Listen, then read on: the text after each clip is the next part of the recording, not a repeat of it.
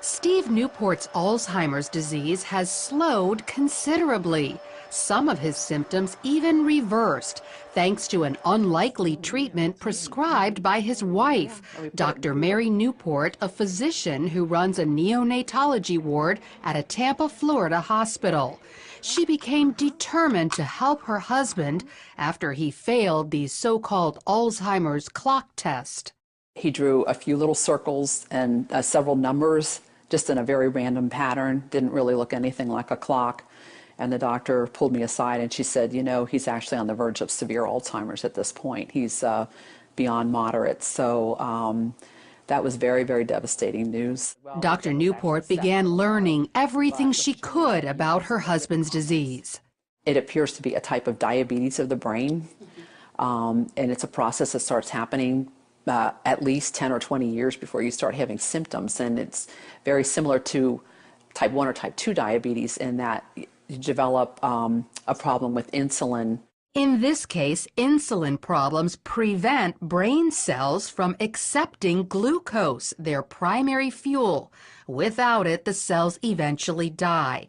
But there is an alternative fuel, ketones, which the cells easily accept. Ketones are metabolized in the liver after you eat medium-chain triglycerides, which are found in coconut oil. So Dr. Newport added coconut oil to Steve's diet.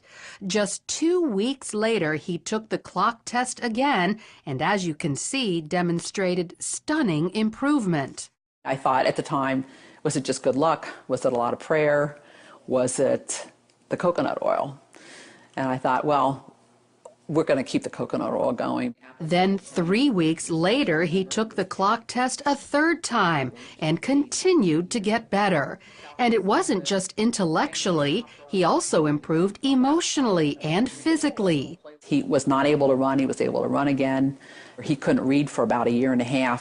But after somewhere around 2 or 3 months, he was able to read. Instead of being very sluggish, not talking very much in the morning, he would come out, you know, with energy and talkative and joking, and he could find his water and his utensils.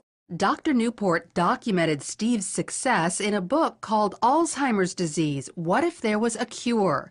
She received this stack of thank you letters from other people whose loved ones' Alzheimer's was helped after they followed Steve's diet.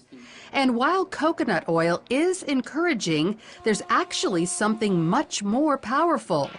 A team of biochemists led by Professor Kieran Clark at England's Oxford University have developed a ketone ester that packs a punch 10 times greater than coconut oil.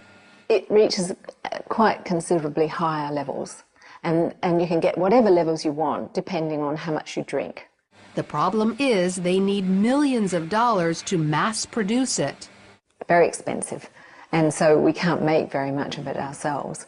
And what we would like is funding so that we could actually scale up and make it. But of course, there's no real profit in manufacturing stuff like that. So until a high-potency ketone ester is available to the general public, coconut oil is still a good ketone source.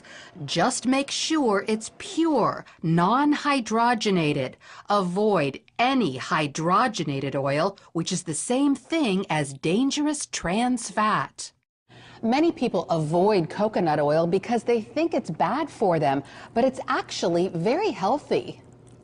Dr. Beverly Teeter is a researcher at the University of Maryland who specializes in dietary fats.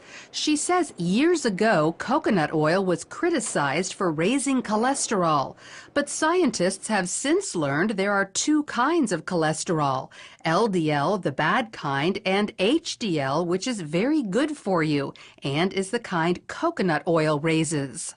So they put out the message that it increased serum cholesterol, but the truth of the matter was it was helping the profile of the serum cholesterol. That never has been corrected in the public press, and I think that's the reason people have misconceptions about it. So not only does coconut oil improve your cholesterol levels, Dr. Teeter says the way it helps the brains of some Alzheimer's patients can be extended to people with Parkinson's disease, ALS, epilepsy, dementia, even schizophrenia and autism. And one more thing, coconut oil is a natural antibiotic that also helps kill viruses like HIV and herpes viruses. But the coconut oil tends to keep the bacteria down so that if you're assaulted with the virus, your immune system can concentrate on the virus. It doesn't have to concentrate on 27 other bacteria that you may have been exposed to that day. So consider coconut oil to improve your overall health and perhaps even go so far as to stave off life-threatening diseases. Oh, yeah, that's good. Lori Johnson, CBN News. Food a lot.